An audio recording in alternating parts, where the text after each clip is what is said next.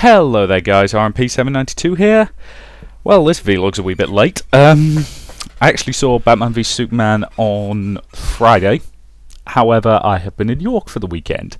As you may or may not be able to tell, I've got a little bit of con flu from the British the British Federation of Historical Swordplay Spring Exchange. Really good weekend. I'll do a separate vlog to talk about some of the stuff there.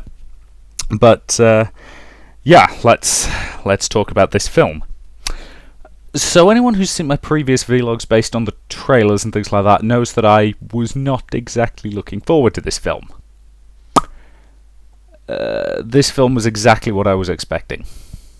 I came out of it, there were basically no surprises, if I'm honest. Well, there was one surprise, but I'll get onto that when I do spoilers. So, as per usual, I'll start with spoiler-free impressions and then go into the actual, spoilery stuff. So, this movie was not good.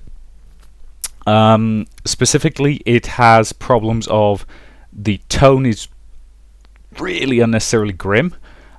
Basically, nobody ever smiles, which, yeah, that's just not fun to watch to me. It's overly violent. This is a Batman who is perfectly comfortable using guns, and that is just very, very wrong. What else? The casting I liked, mostly. Apart from Luthor. Jesse Eisenberg's Luthor was just... I do not know what the hell they were going for with this version of Luthor. He's annoying. And he's just not Lex Luthor. Yeah, it's one of those things that... My headphones are falling apart. That's ominous. Yeah, he is just hilariously miscast. And back when they were, they announced that they were doing Luthor, and everybody was like, "Oh, who would make a good Luthor?" And supposedly Bryan Cranston was one of the people that everybody was basically saying, "Yeah, he'd be great." Based on the way they wrote this version of Luthor, he would have been terrible because this version of Luthor is an annoying jackass. If they'd actually been trying to do Luthor properly, then yeah, Bryan Cranston probably would have been really interesting to see. But no, this version of Luthor is a irritating little prick, and that just feels very wrong to me. Good things about this movie. I like Wonder Woman in this movie. She's probably the... Weirdly, while I do not like this film at all, it does at least give me some hope for the Wonder Woman movie, if that makes sense. But we'll see. And again, I'll talk about that more when we go into spoilers. But no, overall, it was exactly what I was expecting. It was unnecessarily grim, incredibly dour. 90% of the characters are complete dickheads. And yeah, it was just not fun to sit through. It was overlong. There was plot threads that didn't make sense, plot threads that were not necessary. The entire setting up the Justice League stuff was so unsubtly rammed in. And yeah, and I still maintain that the whole idea of Batman fighting Superman is stupid. So, those are my spoiler-free impressions. It's not good. I don't think it's worth... Well, I compare seeing it to having a really, really good hate watch of something. It's one of those things that it's probably worth seeing once, but I'm not putting myself through it ever again. And based on the box office numbers, that's going to be a fairly common thing because there's been some reports going around this morning that apparently it's had a pretty major drop-off at the box office. As in it made bucket loads on Friday, so when I went to see it, and then Saturday it made a hell of a lot less, and then on Sunday it made even a hell of a lot less after that. So yeah, we will see. I suspect this one might not have terribly good legs. But anyway, that's it for the spoiler-free stuff, so let's get into actual spoilers. So if you haven't seen it yet and you plan to and you want to avoid spoilers, spoiler warning in 3, 2, 1. So, killing off Superman. Why? Specifically, it's way too early to be doing the Death of Superman storyline. Largely because the Death of Superman storyline is actually not terribly good. And B, you do it in the second film? Are you nuts? What? Because let's face it, he's going to come back because Superman is a very integral part of the DC universe, and that you have that final shot where the dirt on his coffin starts to levitate slightly, just because that was one thing I did quite like in Man of Steel, the scene where he really flies for the first time, and he sort of and the stuff around him hovers ever so briefly, and then he shoots off into the air.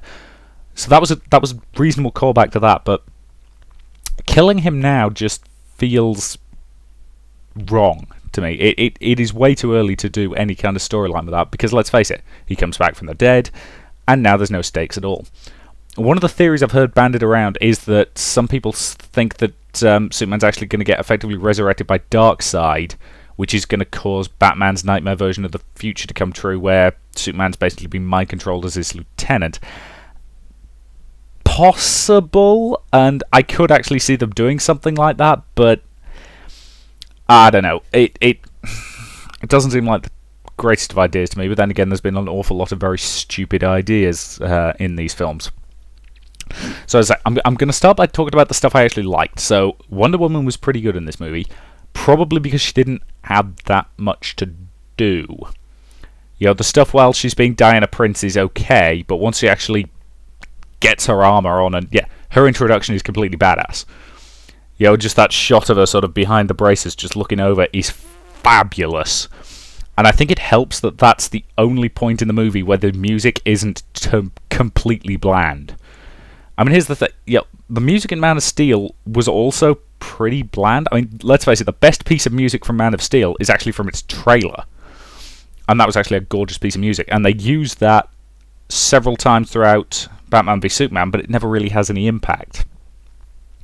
The music in this film is a lot more like audio wallpaper, whereas Wonder Woman's theme, which I'm assuming is effectively taken from her movie that's coming up, actually has some pizzazz, and it's like, oh yeah, yes. And I've got to say, the moment that really solidified Wonder Woman as my favourite character in this movie is actually during the fight with Doomsday, and by the way, I'll get on to Doomsday, is during the fight with Doomsday where she gets knocked backwards against a thing, and she just... and there's just this little smile on her face just before she rushes back into it, and it's... I'll freely admit, I was not sold on Gal Gadot in the part, but that tiny little thing kind of sold me on it. So, as I say, I'm kind of hopeful for the Wonder Woman movie now. So yeah, she was the best bit. Any other bits that I really did genuinely like?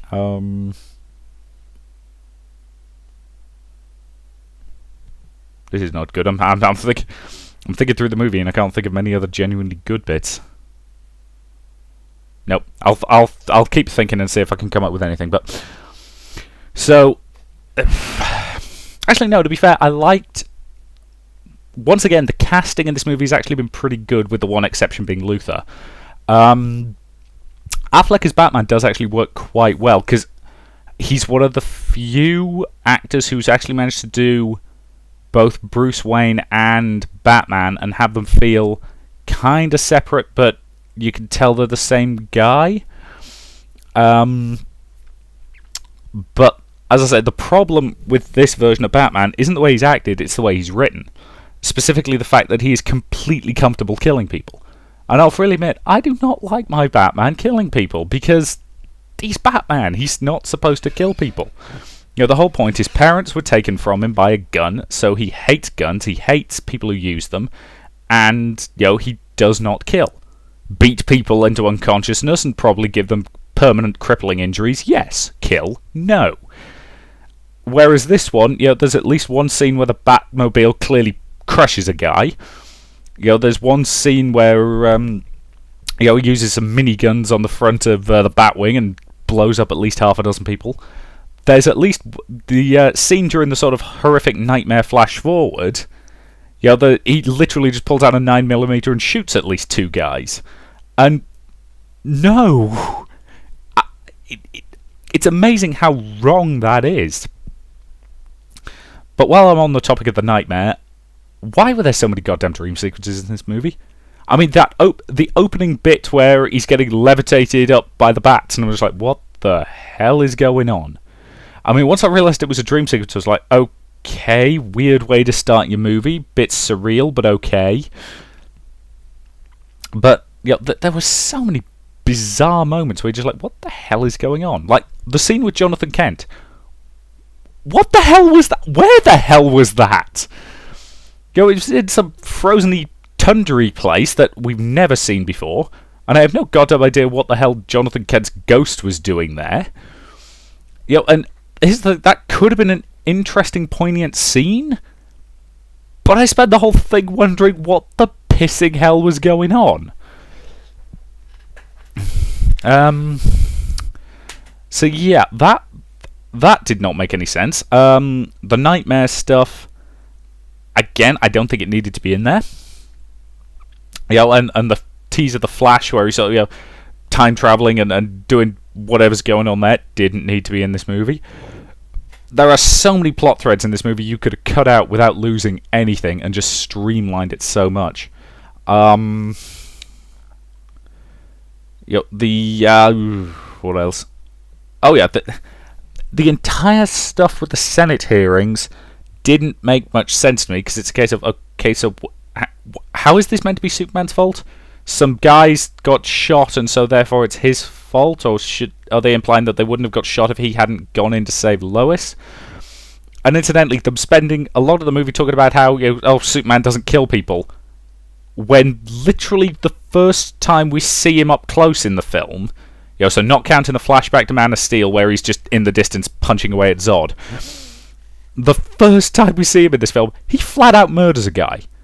Because let's face it, that guy is dead. He smashed through, 2 brick walls at least? And at that speed, that is not human survivable. I mean, best case scenario, that guy's skull is smashed, his internal organs are pulp, and his spine is dust. I don't doubt there's somebody going to argue that, Superman just grabbed him and, cupped his head as he smashed through walls. Yeah, human bodies surviving that kind of acceleration, very, very dodgy. Here's the thing, I let Flash get away with it on the TV show, for the simple reason that, that is, to all intents and purposes, a much lighter show. They're not going for the excessive realism, so I let them get away with a lot more. Whereas here, when they're constantly going on about, it's the gritty and grounded version, yeah, then I'm going to call you on things like that. And again, on The Flash, you could use the excuse of, the Speed Force has weird properties. Fair enough. Let's face it, you're using pseudoscience, so you can use it to justify whatever you want. And somebody's probably going to say, but Superman's tactile telekinesis that allows him to effectively expand his protective field around stuff. So that's why when he's holding planes up by one wing, that's why the wings don't break off. And, yeah, put it this way, you could explain it away, but given that we never see that guy again, my assumption is that he is pasted on a wall somewhere. So yeah, this version of Superman seems completely okay killing people, which goes against everything Snyder was saying in his pre-film interviews, where he's like, so the reason that Superman had to kill was so he could learn that killing is bad. At some point, I kind of want somebody at WB to just take Zack Snyder and just bitch slap him for a while. But anyway,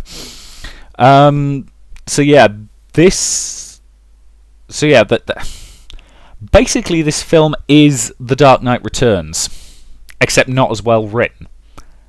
And I don't like The Dark Knight Returns at all. I don't even think it's particularly well written. It's one of those comic books that I think gained an awful lot of popularity because it was seen as this big wave of the future. And looking back on it, it was, it's not very good. And I'll say that, because it doesn't help that Frank Miller has gone completely insane at this point. Anyway.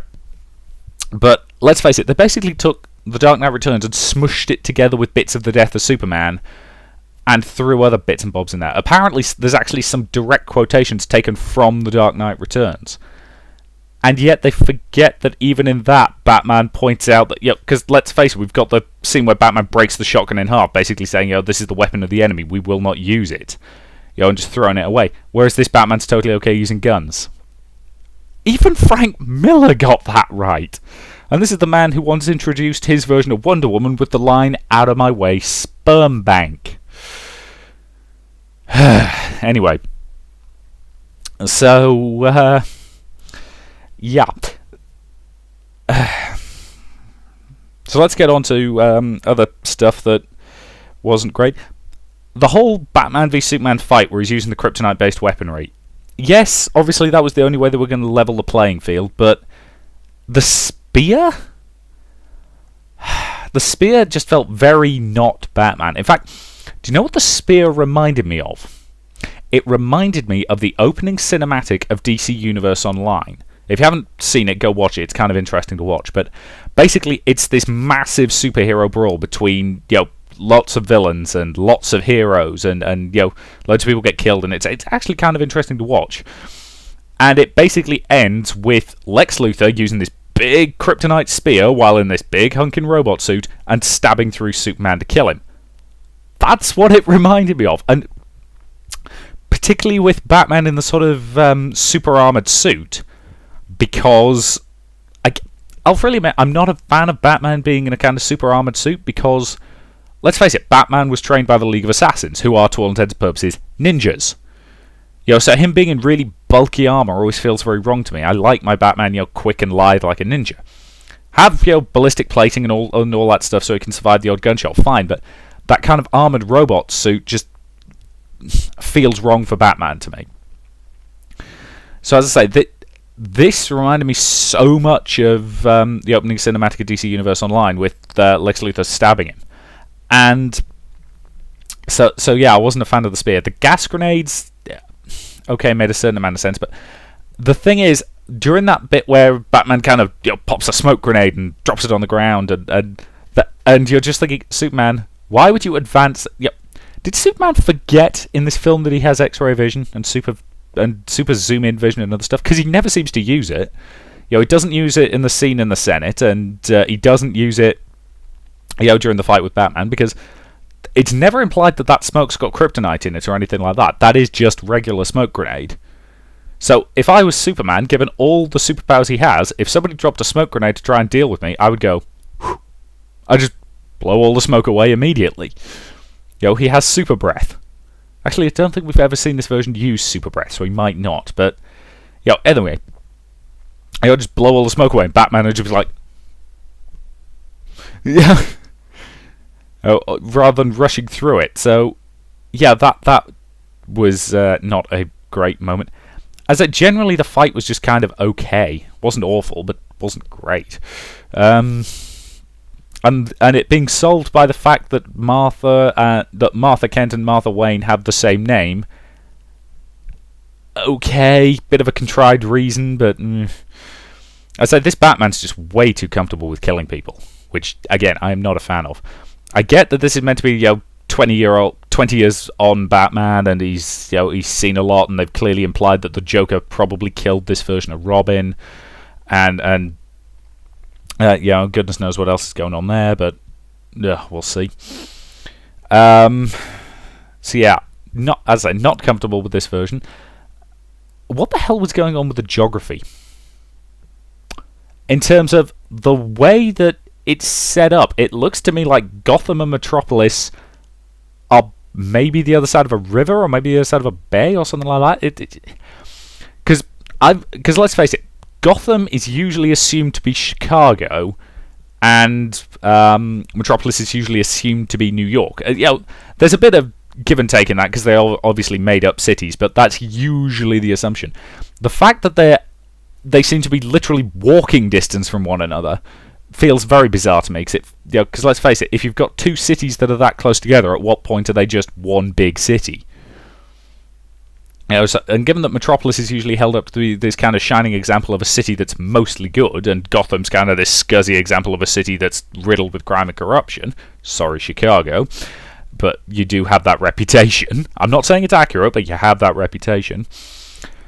Given that, it feels weird that they seem to be as close together as they are in this movie. But there's that. Doomsday. I said I'd get onto Doomsday. Doomsday has never been an interesting villain. Let's face it, he was literally created just to be a guy who could beat Superman to death. So using him effectively just as a final boss, fine. He was boring, but again, it feels like they played this card way too goddamn early. It feels like they're rushing to get to what should be the sort of big you assume that your film series has sort of a basic 3-act structure. You've got the heroes apart, and then they sort of start to come together, and then you've got the big sort of second act ending where it's the oh my god, Superman is dead. That should be at least like half a dozen films down the line if you want to actually make this run for an extended period. Before he comes back gloriously in his, probably his last film. Because as I say, once you bring a hero back from the dead, there's a limit to what you can do with them. Incidentally, side note, I realised something when I was talking with a friend of mine about this. This is probably complete coincidence, but given all the Jesus imagery and the whole death and resurrection thing that's going on, do you think the Easter release date was a complete coincidence, or do you think somebody was trying to be cute? Here's the thing, it's probably a complete coincidence, and especially given that the Easter weekend's just a logical time to do stuff because obviously kids are off school, so there's going to be a reasonable amount of kids. Actually, that's the thing. I would not be comfortable taking a child to see this movie. Anybody below the age of about 8 or 9, I would not be comfortable with them seeing this, because it is just way too grim. Here's the thing. Even the Marvel movies, when they're doing the kind of darker moments, because of the tone, I'd be comfortable letting a relatively young kid see it. This, no. Let's face it. Hell, even the right. Superman only smiles twice in this movie that I can think of. I could put it this way: I could only think of one, but another one got pointed out by a friend of mine who's actually gone to see it 3 times, because he's a masochist sometimes. But so yeah, the first is when he's about to have bathtub sex with Lois, and incidentally, why did that bathtub look like it came out of the 40s? I know that's a really trivial point to make, but that bathroom looked like it belonged in an apartment in like the 40s or the 50s, not a modern one. But anyway, so he smiles when he's about to have bathtub sex, and then he smiles just before he goes and actually kills Doomsday with the spear, and that last smile is very much a sort of bittersweet, I'll be all right, before he goes in for it smile. And God, here's the thing: I think Henry Cavill could actually play a really good version of Clark Kent Superman, because if you watch him in interviews, he's actually really kind of chipper and upbeat. But here, oh my god, he's so goddamn dour. Every bloody scene he's scowling and looks angrily constipated. I mean, I don't know if it was the direction or if he just had really bad constipation while he was making this movie, but oh god. Actually, given that everybody else is incredibly dour, it probably was the direction. But yeah. So, back to Doomsday. That final fight, is it my imagination or is there a wee bit of a fairly large plot hole? Namely, why the hell is Superman the one who has to use the kryptonite spear, given that Wonder Woman is there? Because let's face it, kryptonite won't hurt her. She's clearly got martial training in ancient weapons, given that she's using a sword and a shield. And, she is, she's clearly tough enough to take a hit from Doomsday and then get back in the fight and keep on coming. So what they should have done is Clark go in and basically say, I'll distract him, go get that spear, because it can actually kill him. At which point it would have been, that it would have negated the need for him to sacrifice himself, and they could have all made it through alive. That, to me, is a plot hole. You can argue that, they didn't think of it because heat of battle, and they didn't have time to think it through, and they didn't have time to, he didn't have time to get to her, and she was busy sort of distracting Doomsday by using the lasso of truth on him. So it's a quibble, basically. It's just what I was thinking, when he picked up the spear, and I'm like, throw the goddamn thing to Wonder Woman. But that's probably because, as I say, Wonder Woman was easily the best thing about this movie to me. But yeah, so that was a bit of a plot hole to me. I still don't get what the hell Lex was doing. It's implied at the end that he knows Darkseid's coming and therefore is kind of going a bit nuts and is terrified of him. Darkseid, way too early again. As I say, it feels like they're pushing ahead, trying to all intents and purposes, it feels like they're trying to do Darkseid before Marvel can finally do Thanos, in order to beat them to the punch, which, to be fair, Darkseid was created first in the comics, and Thanos was, I won't say copied from him, but they took a lot of the same principles. But Marvel and DC do that to each other all the goddamn time in the comics. There are so many heroes on each side who are clearly not necessarily copies, but heavily influenced by the other. So, yeah. So, Darkseid, it's way too early to be bringing Darkseid in, given that he should be kind of the biggest goddamn threat in the entire DCU. So, yeah. But anyway, so yeah, Luthor's plan did not make much sense to me. The blowing up the Senate building, that was just kind of pointless as a subplot. Also, they killed Mercy Graves in that scene, which... Why would you kill Mercy? Anyway, in fact, Mercy had basically nothing to do. On the topic of why the hell would you do that, the CIA agent who gets, who turns up with the camera and then gets shot in the head, that has been confirmed by Snyder to be Jimmy Olsen. Why would you do that? Why would you, name a character after a very well-known, very well-loved character from the comics, and then cap him in their first scene? Why? Oh, God. There are so many... I'm starting to think that Zack Snyder and David Goyer actually both hate superheroes and are trying to make the worst superhero movies they can that just rip them apart. Because let's face it, Watchmen is very anti-superhero in a lot of ways. It's deconstructionist fiction, and it's a good example of it. And that seems to have worked well for him. Whereas actually trying to do a proper superhero movie, and he seems to be floundering badly and making really terrible decisions. So as I've got this dodgy feeling that the pair of them actually hate superheroes and want these films to do badly. That's probably not true. They're probably just really stupid, but, what's the old line? Never assume malice when you can assume ignorance. But anyway, so yeah, the Justice League teases. A few problems with some of them. The Flash one's okay. Because that does seem like the kind of thing the Flash would do. He just happens to be in a store and some guy's trying to rob it, so he basically just stops the guy without, taking any credit. That's fine.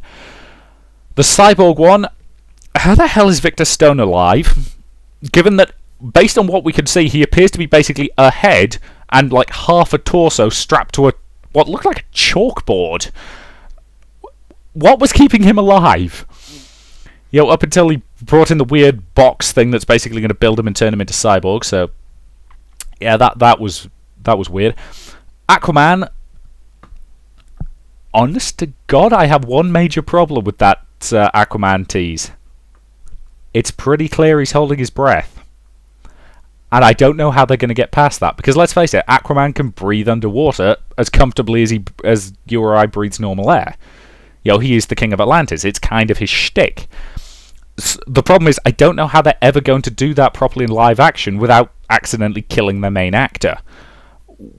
Which would be bad. So I don't know how they're going to get past it for his movie. And I didn't even really think of that until I saw the scene and I'm like, he's holding his breath. So yes, no idea how the hell they're going to get past that, but hopefully they'll come up with something. Otherwise that's going to be kinda jarring for me.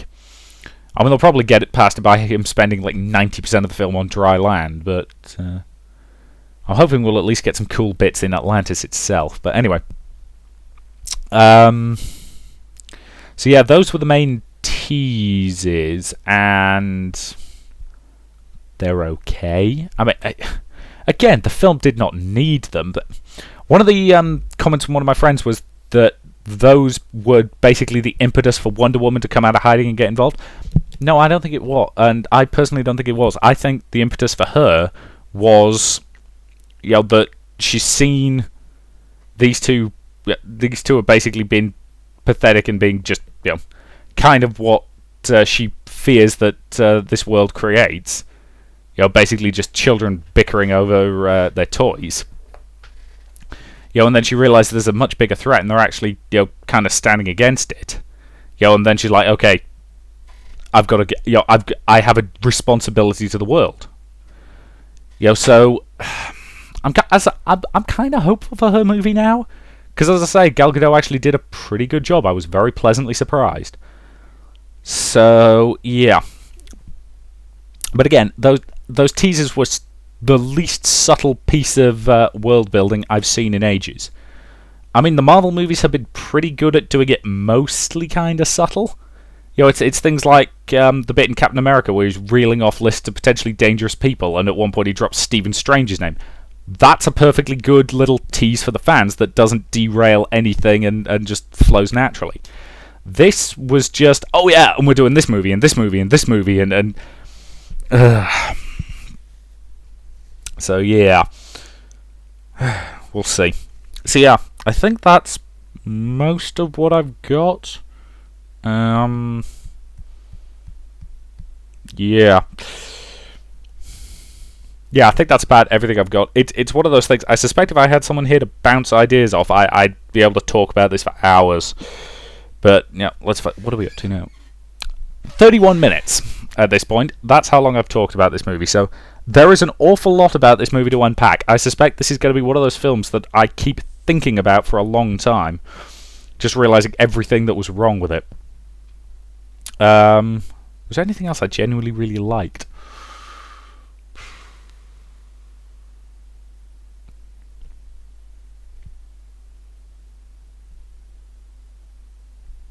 Nope, can't think of anything. God, that's depressing. So yeah, those were my thoughts on Batman v Superman. I did not like it.